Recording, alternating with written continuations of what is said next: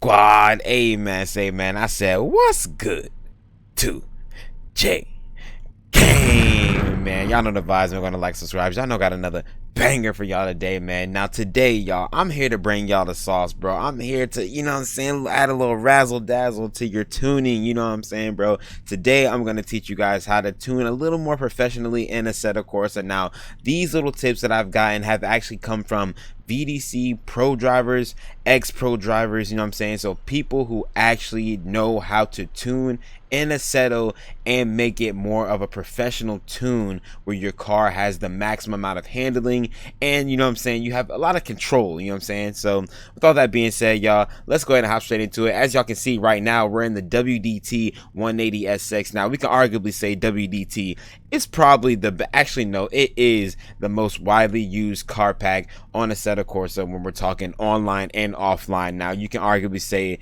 it could be ADC or Gravy Garage or anything like that, but I'm telling y'all right now, it's WDT. WDT has been on top for a minute, y'all. So we're gonna go ahead. I'm gonna teach you guys how I set up my WDT cars, you know what I'm saying, on the more professional type of way, you know what I'm saying, and I'm gonna teach you guys what each individual slider, or you know what I'm saying, if you tweak this, what it's gonna do and things and so forth like that, you know what I'm saying. So yeah, with all that being said, let's go ahead and get straight into this.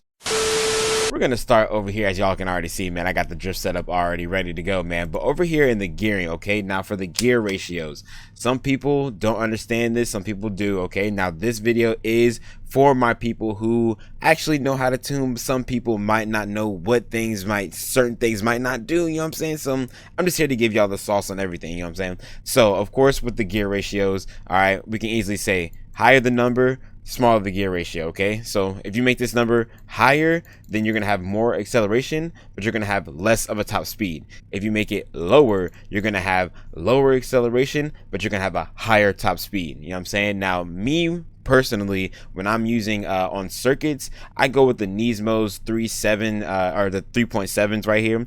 But if I'm doing a Togue, I bring this down to about we'll do about the 4.36 and run it there with a higher drivetrain rate. Now I will teach you guys about the drivetrain here in a second. Okay, now for this, actually we're on CG Autoland with it, right? So here I would set up my car with about 125 kilometers at the second gear and mostly push second, maybe third if we got some straights, you know what I'm saying. But yeah, that's how I would set it up there. Now you guys can always use the Z32s, which I don't know why anybody would use the Z32s, because the second gear always looks like that. It's shorter than the first one. The OS Geikens, those are really good to use too. Honestly, I would go with the OS Geikens if you're not using the Nismos. And then the S15 Silvias, they're really kind of smaller, but not that bad, you know what I'm saying. And the 180SX is not bad on the second gear. The third gear is kind of long though, you know what I'm saying. So me, I'm gonna go with the Nismos. So over here in the tires, now I'm talking with the WDTS tires, y'all. In the rear, I'm pushing 15 psi. Okay, ideally you want to have these tires sitting at 25 or below with the psi in the rear, and then in the front you want them to sit 25 or between 25 and 30, I would say, maybe psi in the front. Now personally, yeah, this is what I would run, but for the people who don't know, for tire pressures, the lower the tire pressure equals more traction, but you have a less of a top speed. Okay, think about that. Okay, more traction, less top speed. But if you have it higher, okay, you have less traction but a higher top speed. Now the only thing is with these with the psi, if you make it too high, that can also cause you to have excessive wheel spin and you will be super slow. So you want to find that happy medium between grip and non-grip, or grip and loss of traction, you know what I'm saying, with drifting. Now this is for the setup for drifting. We're gonna do a setup for racing here soon, but right now today's video is gonna be for the drift setup. Okay, so moving over to liters, of course, gas consumption, all that. Now if you guys want to too, if your car does not swing that much, add some liters into that gas kink. Okay, crank it up, bro. If you want to crank it up all the way to 50, your car is gonna be a little heavier, but you'll sway a little bit more. Just a little tidbit for you guys. Okay, turbos, honestly, you guys should know from here, less percentage on the turbo equals less power. Okay, higher percentage equals maximum power, you know what I'm saying. always with me, I'm gonna normally push between 80% to 100% with all the cars that I use. Alignment in the front. Okay, now here we go with the camber. Okay, now camber is a little bit tricky. Okay, now before you deal with camber, you might want to deal with suspension. Now let me go over to suspension.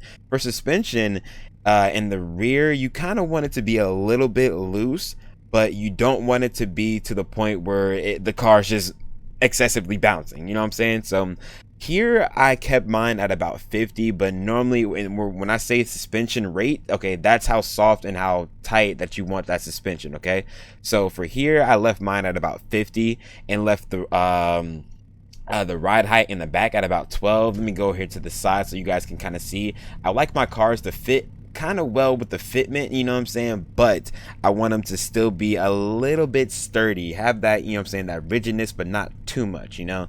So when I say that you guys want to mess with the suspension first, is because when you alter the suspension rate and the height of the car, that also messes with the camber and the toe. So you want to kind of do your suspension first and get it to fit just right and fit how you want it to feel, and then go ahead and mess with the camber and everything, right?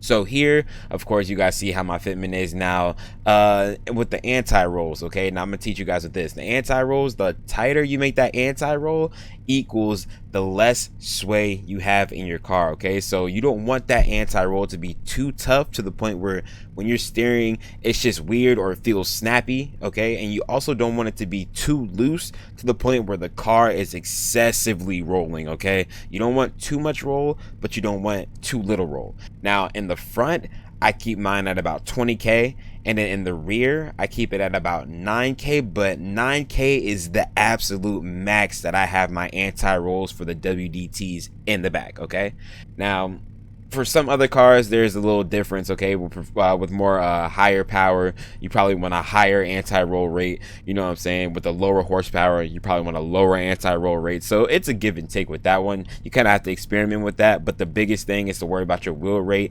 and the ride height. You don't want the ride height to be too low, you also don't want it to be too high. Okay, so after you mess with the suspension, y'all are gonna go over here to back to the alignment, you know what I'm saying. Now with the camber in the front, okay, more camber equals more bow in your car. Okay, now bow, when I say more bow, I mean more bow in the tires. Now this is actually really good though for drifting. Okay, you don't want too much though. Okay, you want that happy medium to where your car has traction on the turns, okay, but it's guiding your car, it's not directing it. Okay, so that's where most people run about a -4 to a -5 camber in the front.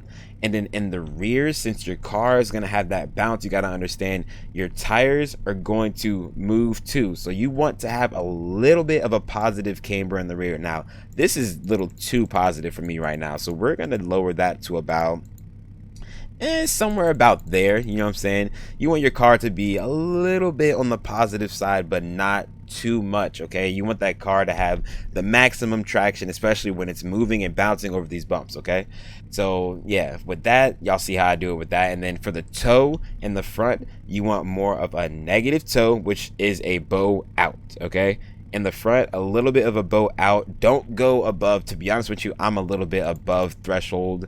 I would say about a -0.2 to a -0.1 in the front. And the same thing with the rear, you want positive though. Okay, in the rear you want a positive, and that is a bow in. All right, now for that, probably about a 0.1 to a 0.2. Really with the WDTs, I leave it at about a 0.1 and keep it nice and fresh there. But you know, you can experiment with that depending on how you want your car to feel. Okay, and this is also a disclaimer: do not tune cars if you do not know how you want your car to feel. Okay, this is a big thing. You guys want to know how your car is feeling. You want to know how you want your car to feel first before you go out there and you take a car and you just tune the crap out of it, because you can tune yourself out of loving a good car. It could be a good car as is, you know what I'm saying? So go ahead through those steps first before you start tuning vehicles. All right, now dampers, I normally don't mess with the dampers because normally the normal dampers that come on a car are you can adjust your driving to how the dampers feel. Now, if you want to know more about dampers, there's somebody already out there who has a nice video of it about. Sorry, there's already somebody out there who has a nice video about the dampers. But for me personally, I see that in the front, the values are normally higher than in the rear. Okay, that is the biggest tidbit that I can give you guys for mainly the most of the cars that I see. You see there's higher values for the bump, fast bump, rebound, all that stuff in the front than in the rear. So drivetrain. Now, I remember I told you guys in a video before that, and actually this was the video that I did on the big tuning guide that I used to do.